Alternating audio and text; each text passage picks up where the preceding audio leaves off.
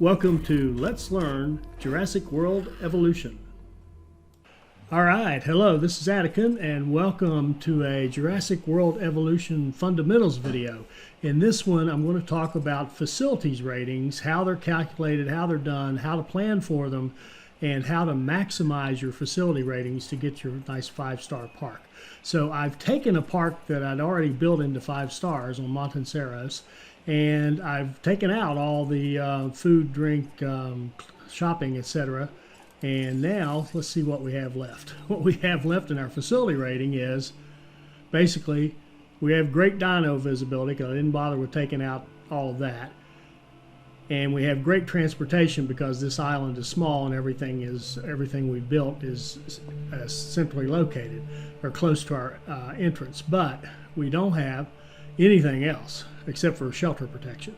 So let's talk about, this is a facility rating is made of 3 parts: safety, capacity, and satisfaction. And the safety is basically, have there been any recent guest injuries? That's going to, if there have been, that rating would go from none to poor to I think catastrophic, I think, is the awful one where you've had a T-Rex eating half your guests or something like that. And then shelter protection, do you have protection in case of animals breaking out or in case of storms? So that's the safety part. And then capacity is all about your hotels. Do you have enough hotels on the island to accommodate the guests who want to come? You met the objectives and secured a victory. I was expecting no less. Then satisfaction comes from being able to see dinosaurs, having food, drink, fun, and shopping available, and being able to get where you need to go without having to walk for hours and hours. So let's talk about the main things that you want to think about. First of all, conceptually, you want to think about this as, where are the destinations that people want to go? They don't want to go to your ACU, your rangers, any of that. You'll notice down here, see, there's just a handful, a smattering of people walking, and they are just representatives, by the way. These aren't actual counts of people walking. They're just a little more dense where you would expect people to be dense, etc. But this is eye candy. What you really want to look at is these things in blue here. These are the destinations, and the way that's measured is from the arrival point to that point. So the weak link for us would be all the way out here, this science center. So I left that in there because I wanted you to see that the things you can have as destinations, and by the way, it's not your food, drink, restaurants, anything else. It's your viewing galleries and viewing towers, hotels, your visitor centers. Those are the destinations that people go to in these parks. And your transportation rating is calculated completely on how well can I go from here, from my arrival point, to each of those destinations. And we don't have monorails in this particular build because we're just on Montanceros, but I'll show you how to use monorails on a different one and talk more about details about the transportation. But on Montanceros, if we build here in this one area, it's going to be great. Now, on the other hand, if we put something way out here and then had a path that went out to it and made people walk to get out there, our transportation rating would start to fall. But anyway, the main thing for you to understand is these are the destinations, these things in blue. And they're in blue because they have low demand. And they have low demand, why? Because we have a great satisfaction for it. Now, if we look at food, for example, now you can see that we have high demand. We have high demand at our viewing galleries and high demand at our hotels. So your food demand, food, and that'll be the same for drink. There's drink, same thing. Shopping, same thing. And fun, same thing. So basically, your visitor centers, you just have to be able to get people to them. But your viewing galleries and viewing towers and your hotels, they're going to need food, drink, shopping, and potentially fun. And I'll talk a little more about fun in a minute. But the main thing you want to do when you design these, and we'll talk about a more modular. Well, you've seen it. I would refer you to the video I did called 5-Star Sorna. That one is a good example of kind of a modular design where you want to build your paddocks with your visibility in mind, and then with the ability to put your services, your food, drink, shopping, your buildings like that, close to those galleries. So what I would want to do if I was looking at this and saying, okay, how can I turn that horrible 3-star rating into a 5-star?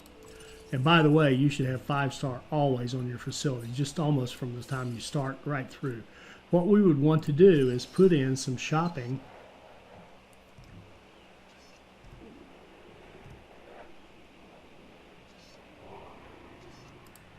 Whoops.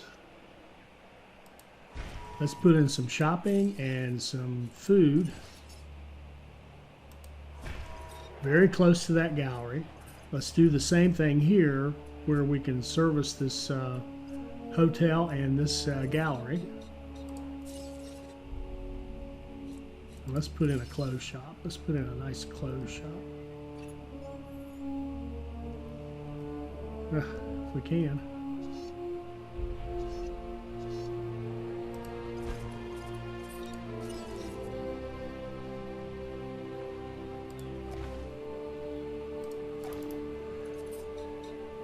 And put in some food.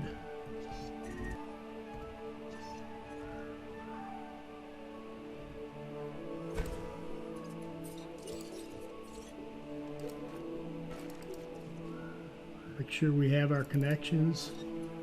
And let's put in some, I might as well give them a gift shop here.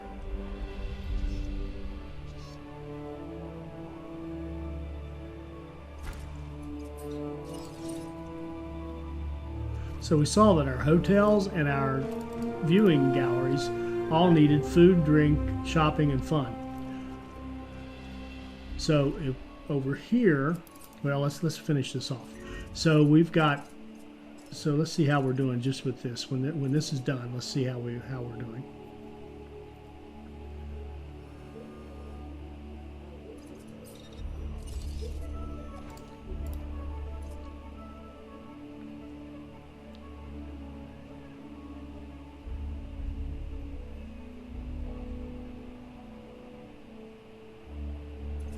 Got a dead dinosaur I need to deal with here. Picking up asset.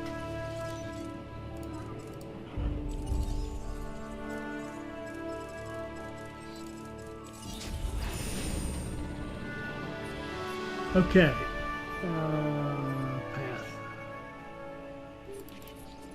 We need a path connection for this guy.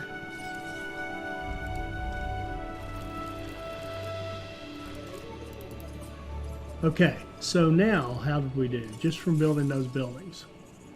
All right, notice we're at like 55, 65%. Shopping's up to 91, so we're doing better. Okay, but what's it telling us now? If we look at our management view and we look at our food, all right, we're still weak over here and not great over there. In transit. Now, if we look at that view again, if we hover over fast food, we can see it's actually full of people. So obviously we need more capacity over here. So we use that, our managed staff, to bump up the capacity. So see how it can hold more people? And then if we look at our management view again, all right, it still needs more. What we're going to do with this one, this is what I do typically very early. I just max all these guys out. There, now see he's turned blue. He's happy now. He's got enough space. They've got enough food coming into that space. And what I would do then, I'm going to max this guy out, the shopping as well. I don't mess with the prices because if I raise the prices, as you can see, less people are going to go. So I use the you might call it the Masters approach, the way Augusta National does it. Augusta National, for those of you who aren't into golf, is a famous golf course. They hold the Masters every year, which is a famous, very important golf tournament. And the way they do it is they sell out every year, every ticket People actually are in lotteries to try to get to go to this golf tournament. Even there's a lottery even to just go to the practice days to watch them practice. It's so popular. And yet, when you go there to have lunch on the grounds and you get a chicken sandwich or whatever, it's extremely reasonably priced because they don't try to rip you off because they got you. They just make everything as pleasant an experience as they can. And that's the attitude I take toward the park. The services, the facilities are not there to make you money. And if you look at the money that they make you, if you look at our ticket sales, we're making $418 profit, and our ticket sales account for out of our $450,000 revenue, $425 of it is ticket sales. Our attractions make a revenue, a grand total of $7,500. Even if we bumped all our prices up, Edmontosaurus was originally uncovered at a site in Canada. I'll let you guess where. The Thank you, T-Rex Cabot, for thinks that these info. are delicious, and who's to argue? it's a tiny, the attraction revenue is nothing. And even if we bump it up, it's going to be just a bigger, still nothing.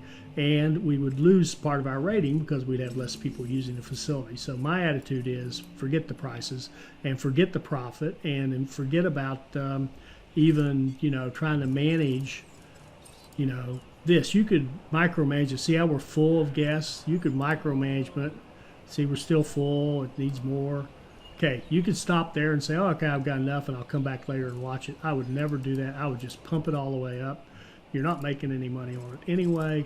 Pump it all the way up. Give people the best service you can possibly give. Accommodate as many people as you possibly can in these things as quickly as you can, even if you're wasting a little bit of money by not by having more staff than you technically need at that point. Now, if you'll notice, we are up to a 5-star rating. Word is that a new contract is available. So we're up to a 5-star Don't rating. let this We're already into opportunity the pass you 90s by. on everything. Our food and drink's only at 90, so we could look at our food and drink. And you can see the hotel and this place over here still needs some. So we haven't put in a restaurant, so why don't we put in a nice restaurant right here.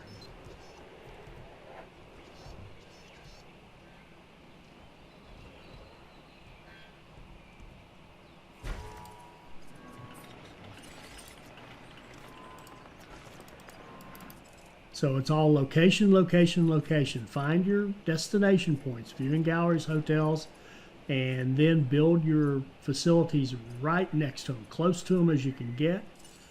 And I'll bet you that after we get that restaurant in and staffed, we're going to be well above 90. We're going to be up to high 90s on everything.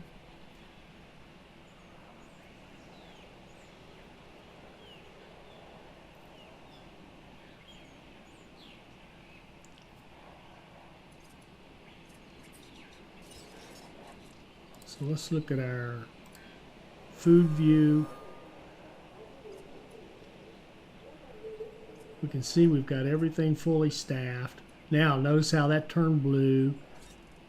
And again, even though it's only right now got 85 people in it, I would bump it up and make sure I never had a problem with capacity. Had as many, or at least it would take as many as I could. Now we've got a 5-star, and now look at this. Now we have 100% ratings on food, drink, and fun. Our fun rating is coming from a combination of the fast food, gift shop, and clothes shop. On other islands, to get that fun rating up, we might need to put in an arcade or a bowling alley or something like that, or gyrosphere ride in through the exhibits to get that rating up. But basically, Attending to feeder right supply. here, this is all we needed to do Setting additional tasks. is put in food Acknowledged. and shopping and put those buildings very, very close to our viewing galleries and our hotels. And if you do that, you will have excellent ratings, and there's no reason not to have 5-star facility ratings all the time, because you're going to build safe paddocks. And you made it happen. You want to make sure, by the way, that you have these emergency shelters. I've got one here. Let's look at our management view. Remember these management views, they are great. So here's our, I'm sorry I keep bouncing around, but I just, not good at spinning my wheel around. Okay, so I have 2 shelters. This one covers most of the park, and I put an extra one over here to get this last little bit. So now we have shelter coverage all over the place. So we're at 97% coverage. So that makes that an excellent rating. So we're not getting people killed with mad dinosaurs. We have great shelter coverage. And then the last one, I'll talk about hotels in a minute. We've got all this up high. We've designed it where we have high visibility. We've got good transport on this one. I'll talk, as I said, on a different one on that. And we're at 199 on all of our food and drink ratings. And it only took like 4 or 5 buildings. Now, a couple of quick comments. One is, from a rating point of view, restaurant is the highest food you can get. It's 4 stars. From a shopping point of view, clothes shop is the highest. It's 4 stars. From a fun point of view, when you get the later ones, you need to add some fun. Arcade is 4 stars. However, I usually use a combination. My typical combination would be these 4 right here, and then throw in an arcade or something if I need to boost up the fun a little bit. But basically, the fast food, gift shop, clothes shop, and restaurant. And I use the 4 of them because I just don't like building the same building over and over and over. All right, so there is basic idea of facilities ratings. In another video, I'll try to show how to do a modular build which takes into account the visibility, the paddocks planning, optimizing your paddocks that we talked about in the maximizing your dinosaur ratings video, and the transportation using a monorail, and shows you how to pull all that together into a kind of a modular build that allows you to easily maintain 100% rating, or close to 100, upper 90s kind of ratings like this for all of your facilities, but then allows you to expand your park and keep growing and growing. So hopefully, again, just to recap, just keep in mind that these destinations are what you're really thinking about. Your viewing galleries and viewing towers, hotels, and your visitor centers. And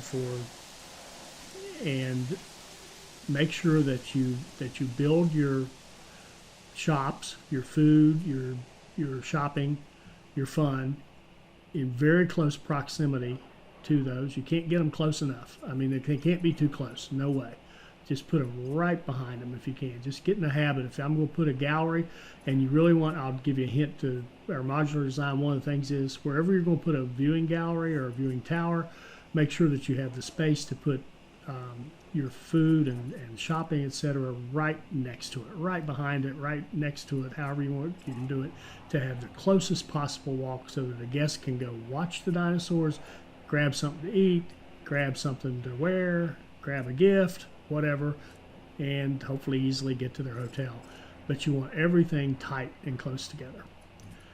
So I hope that helps you kind of get an idea on your facilities and how easy it is to really have a 5-star facility if you plan it out so that you are really, again, location, location, location. You're putting these buildings in the right place and you're using your views to figure out where do I have a hole and what do I need and what can I do to fix that.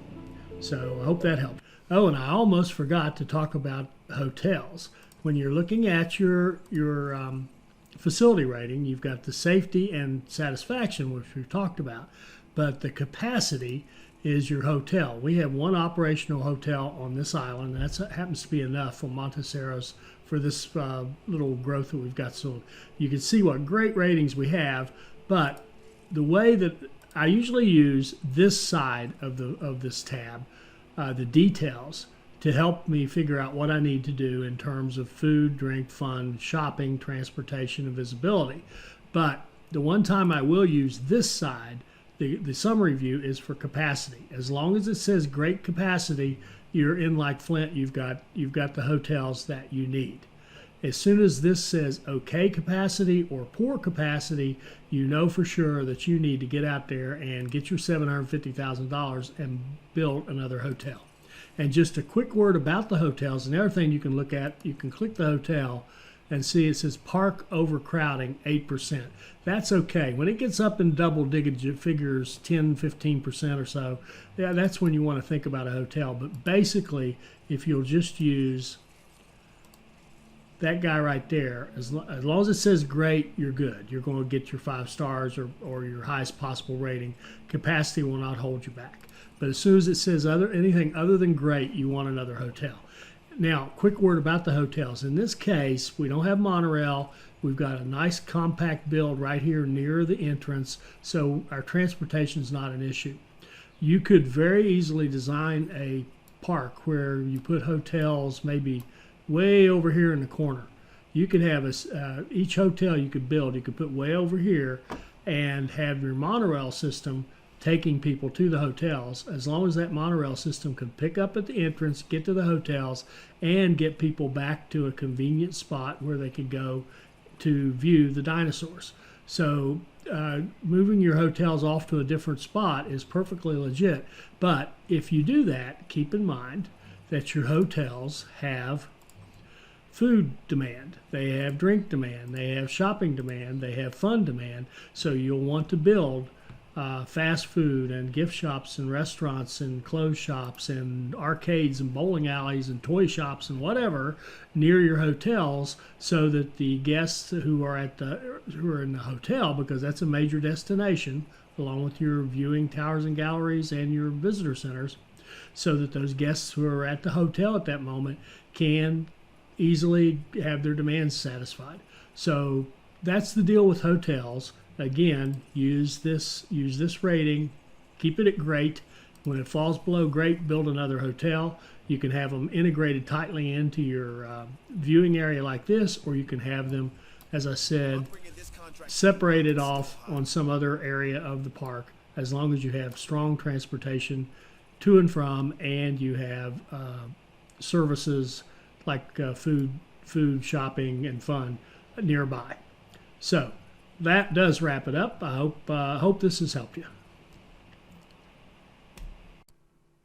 I hope you enjoyed this. I hope it adds to your enjoyment of the game, and I hope you'll join us for our next Jurassic World Evolution video. Thank you.